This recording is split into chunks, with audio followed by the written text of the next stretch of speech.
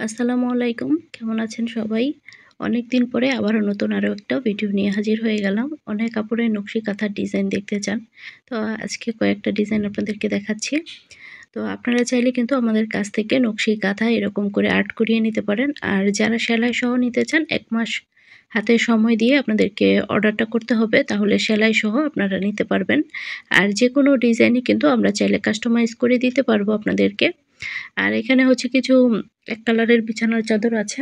তো আপনারা আমাদের কাছে এই কালেকশনগুলা পাবেন এখন। মানে এই কালারগুলো এভেইলেবল আছে। তো এখানে সুন্দর, সুন্দর বেশ অনেকগুলো কালার আছে। তো চাইলে এই কালারগুলোর মধ্য থেকে আপনারা অর্ডার করতে পারেন। তো ঈদ যেহেতু প্রায় চলে এসেছে, দেখা যাবে আমি হ্যান্ড পেইন্টের কাজটা নিয়ে বেশি ব্যস্ত থাকবো। তো এক কালারের যারা অর্ডার করতে চান, তারা দ্রুত অর্ডার করে রাখেন। দেখা যাবে পরবর্তীতে কিন্তু আমি আপনাদেরকে প্রোডাক্টগুলো কালেক্ট করে দিতে পারবো না। ঈদের জন্য ভিড় থাকবে। তো যাই হোক, আজকে এখানে একটা পার্সেল রেডি করছি। তো এখানে এক কালারের বিছানার চাদর, তারপরে ২ টা ব্রাশ, ২ টা ডায়মন্ড পেন্সিল আর হচ্ছে রেডি করা রঙের অর্ডার ছিল। তো সম্ভবত ১২ টা রঙের অর্ডার ছিল। তো সেগুলোই আজকে আমি এখন রেডি করছি। আরও কয়েকটা পার্সেল আজকে ডেলিভারি করব। তো সবগুলো পার্সেল একসাথেই ডেলিভারি করব। দেখা যায় একসাথে ডেলিভারি করলে একটু সুবিধা। ডেলিভারি ম্যান আসলে একসাথে সবগুলো প্রোডাক্ট দিয়ে দেওয়া যায়। তো অনেক আপুরা জিজ্ঞেস করেন যে আমি কোন পেন্সিলগুলা দিয়ে আর্ট করি। এই যে আজকে দেখিয়ে দিলাম। এই পেন্সিলগুলোর নাম হচ্ছে ডায়মন্ড পেন্সিল। আর জানতে চান আপনারা যে এগুলো আবার ওয়াশ করার পর উঠবে কিনা। তো ডায়মন্ড পেন্সিলগুলো উঠে যাবে। আর এই যে দেখতে পাচ্ছেন, এগুলোও কিন্তু আজকে ডেলিভারি আমি করে দিয়েছি আলহামদুলিল্লাহ। যদিও এগুলোর টিউটোরিয়াল ভিডিও আপনাদের সাথে কিন্তু শেয়ার করা হয়েছিল। তো আজকে হচ্ছে আমি রমজানের কিছু কাজ গুছাবো, রমজানের কিছু প্রস্তুতি নিব। তো আমি কিন্তু অফ ক্যামেরাতে রান্নাঘরের মোটামুটি অনেকটা কাজ করেছি ক্লিনিং এর। সেগুলো আর আপনাদের সাথে শেয়ার করা হয় নাই।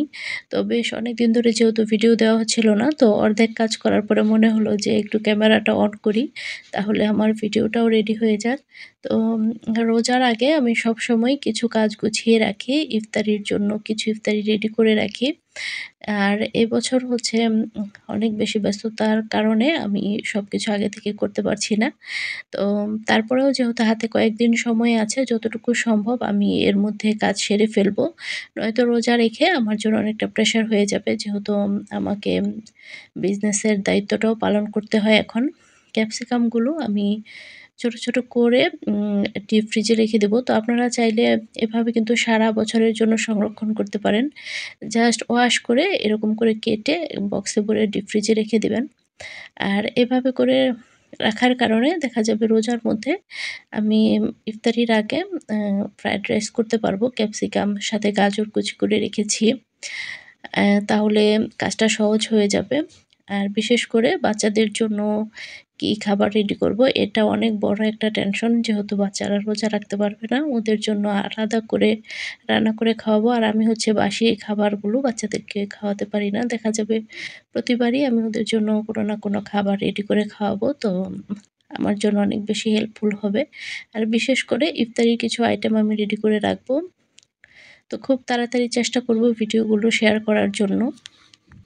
আগে অনেক সাজিয়ে গুছিয়ে ভিডিও করা হতো, ভ্লগিং ভিডিওগুলো বিশেষ করে। আর এখন বিজনেস করছি বলে দেখা যায় অর্ডারের কাজগুলো যখন অনেক বেশি প্রেশার থাকে, সব কাজ করছি ঠিক আছে, কিন্তু ক্যামেরা আর অন করা হয় না। যেহেতু ক্যামেরা অন করলে একটা ভিডিও করতে কিন্তু অনেকটা সময় লাগে। ক্যামেরা অন করলে যেই কাজটা আমি ১ ঘন্টার মধ্যে করতে পারবো, সেই কাজটা করতে কিন্তু ২ ঘন্টা সময় লেগে যায়। আর এটা যারা ইউটিউবিং করে তারা অবশ্যই জানে, আমি জানি। ভিডিওটা করলে দেখা যায় সময়টা বেশি লাগে, সেজন্য ক্যামেরা অন করা হয় না। তো এখানে হচ্ছে গাজর কেটে নেওয়া হয়েছে আর এগুলো ফ্রিজে সব রেখে দিয়েছি আমি। আর এখানে আ আদা কাটা হয়েছে আর রসুনটা বাকি আছে। তো সবকিছুই আমি ফ্রোজেন করব। তো এই কাজগুলোই আপাতত আমি করতে পেরেছি।